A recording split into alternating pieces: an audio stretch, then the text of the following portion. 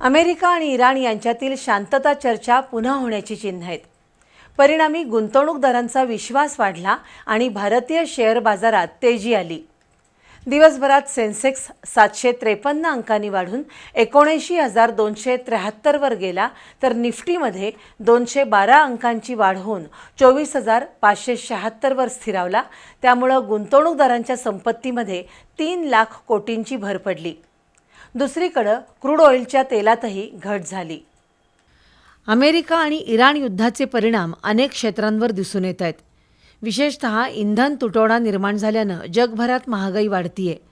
अशा परिस्थितीत पुन्हा एकदा अमेरिका आणि इराण यांच्यात युद्ध थांबवण्याबाबत चर्चा होण्याची बातमी आली आहे। त्याचा सकारात्मक परिणाम भारतीय शेअर बाजारावर झालाय। परिणामी 753 अंकांच्या तेजीसह सेन्सेक्स 79,273 वर गेला, तर निफ्टी 212 अंकांनी वाढून 24,576 वर बंद झाला। मात्र मिड कॅप आणि स्मॉल कॅप शेअर्समध्ये फारशी तेजी दिसून आली नाही। Nestle India, Hindustan Unilever, Trent या कंपन्यांचे शेअर्स वधारले, तर Bharat electronics, Jio financial services, SBI life insurance या कंपन्यांचे शेअर्स घसरले।